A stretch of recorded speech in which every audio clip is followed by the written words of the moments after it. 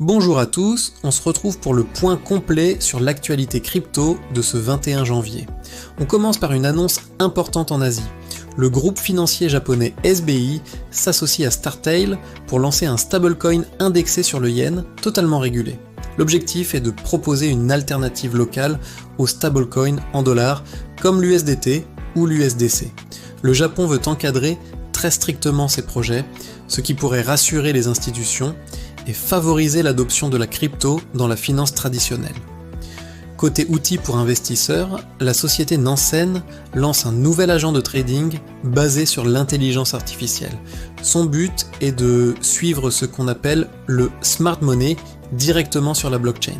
En clair, il analyse en temps réel les mouvements des portefeuilles les plus performants pour aider les particuliers à repérer les tendances avant qu'elles deviennent évidentes. Sur le plan politique, Donald Trump affirme que les États-Unis doivent devenir la capitale mondiale de la crypto pour battre la Chine. Derrière cette phrase, il y a un enjeu stratégique énorme. La blockchain est vue comme une technologie clé pour l'économie de demain, et chaque grande puissance veut prendre l'avantage. Les décisions politiques américaines, dans les prochains mois, pourraient donc avoir un impact direct sur le marché crypto. Bitcoin reste très volatile. Certains analystes expliquent que le BTC réagit de manière excessive à de petits mouvements de prix. Dès qu'il y a une variation un peu forte, les positions à effet de levier se font liquider, ce qui amplifie les hausses comme les baisses. Cela explique pourquoi le marché peut sembler imploser sur de simples corrections. De son côté, Cathie Wood, patronne d'ARK Invest, estime que le cycle baissier du Bitcoin est probablement terminé. Selon elle, les fondamentaux sont bons, l'adoption institutionnelle progresse et les prochaines années pourraient être très positives pour le BTC.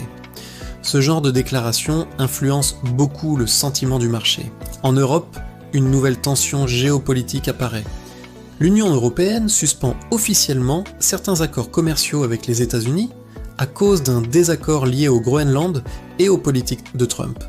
Même si ce n'est pas directement lié à la crypto, ce genre de conflit crée de l'incertitude économique, ce qui peut pousser certains investisseurs vers des actifs alternatifs comme le Bitcoin.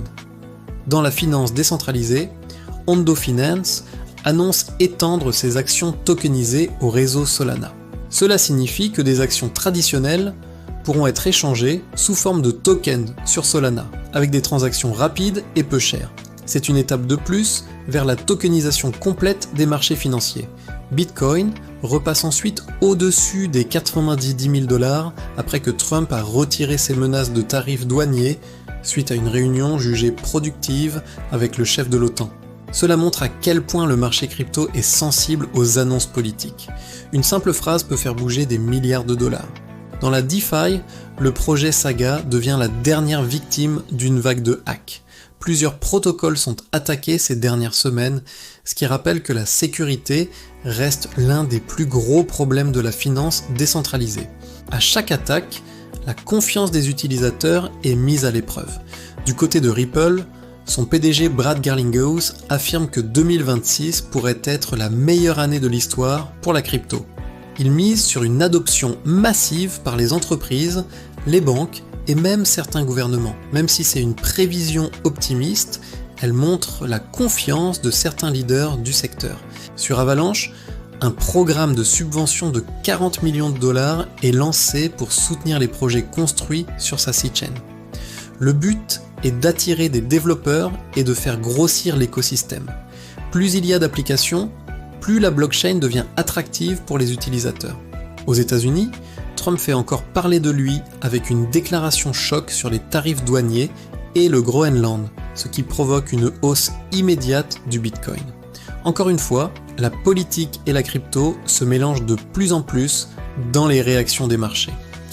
Un autre sujet concerne une entreprise de trésorerie Bitcoin appelée Nakamoto, qui chute de 7% après avoir changé de nom. Cela montre que même des détails comme une stratégie de marque peuvent influencer la confiance des investisseurs.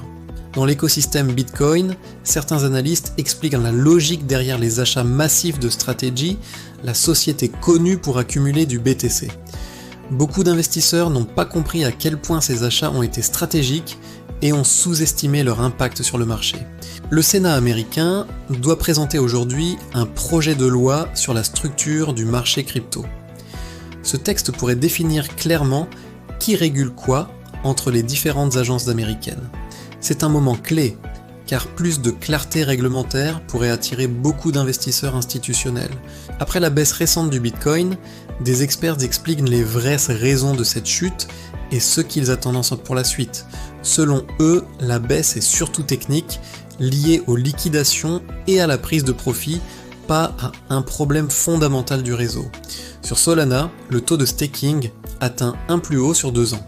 Cela signifie que de plus en plus de gens bloquent leur sol pour sécuriser le réseau, ce qui réduit l'offre disponible sur le marché et peut soutenir le prix à long terme. Enfin, une polémique touche encore Strategy. Certains affirment que la direction s'est trompée sur une stratégie liée au Bitcoin et à un produit financier appelé STRC. Cela montre que même les entreprises très connues dans la crypto peuvent quand même faire des erreurs. Pour résumer cette journée du 21 janvier, on voit plusieurs tendances fortes. Les stablecoins se développent dans des cadres de plus en plus régulés. Les outils basés sur l'IA arrivent pour aider les investisseurs. La politique influence énormément le prix du Bitcoin. La tokenisation et la DeFi continuent d'avancer malgré les problèmes de sécurité. Et la régulation américaine pourrait bientôt changer la donne. Le marché crypto reste donc un mélange de technologie, de finance et de politique, avec des mouvements rapides et parfois imprévisibles.